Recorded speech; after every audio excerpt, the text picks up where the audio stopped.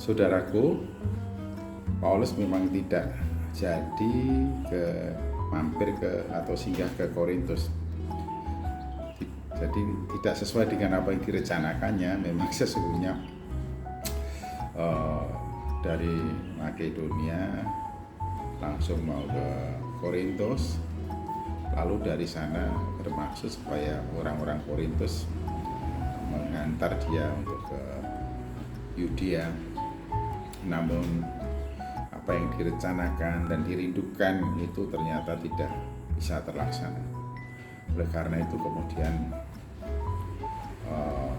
Paulus memberitahukan, nanti kalau saya datang ke situ saya tidak mau dalam keadaan atau membawa kabar atau membawa suasana yang penuh dengan duka cita, sehingga menyebabkan orang-orang Korintus juga akan turut menanggung beban yang begitu berat sebagaimana yang dialami oleh Paulus atau kesedihan Paulus. Jadi dia tidak ingin datang ke Korintus dengan suasana hati yang tidak senang, tidak gembira. Oleh karena beban-beban yang begitu berat, Paulus ingin melewati itu semuanya, dan ketika datang ke Korintus tidak lagi menjadi beban bagi orang-orang Korintus. Atau dengan lain penegasan, Paulus mengatakan, aku tidak ingin datang kepadamu dalam duka cita supaya tidak membuatmu duka cita.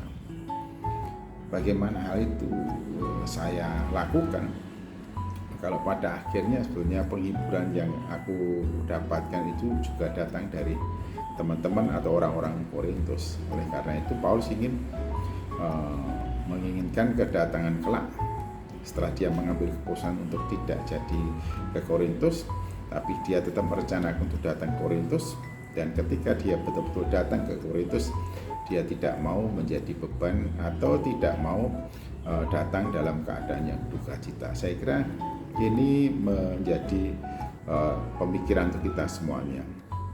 Pada saat kita membangun satu persahabatan atau memiliki sahabat, kawan, andai tolan, jadi janganlah setiap kali kita datang menjadi beban, setiap kali kita datang menjadi beban, setiap kali kita datang yang kita ceritakan kesedihan, kepedihan, kesengsaraan, kesusahan, dan seterusnya, yang kemudian malah membuat suasana tidak ada keceriaan, tidak ada kegembiraan, dan tidak ada wajah yang terang bersinar atau jauh sekali dari senyum. Paulus memberitahu kepada Korintus, dan sekaligus itu menegaskan kepada kita semuanya, janganlah engkau isi komunikasi dalam satu persahabatan hanya untuk mengungkapkan hal yang menyedihkan, memedihkan, sehingga mempengaruhi emosi dan perasaan sahabat kita. Tapi ketika kita datang, hendaklah kita dalam keadaan yang telah terlepas, bebas dari duka cita, dari kepedihan, dari kesusahan, sehingga kedatangan kita tidak menjadi beban bagi sahabat kita atau saudara kita. Atau juga hal ini memberikan pelajaran kepada kita, jangan datang kepada sahabat, saudara, kolega kita hanya kalau kita butuh. Keperluan kita hanya untuk membagikan duka cita, kesedihan, beban, dan juga penderitaan atau persoalan.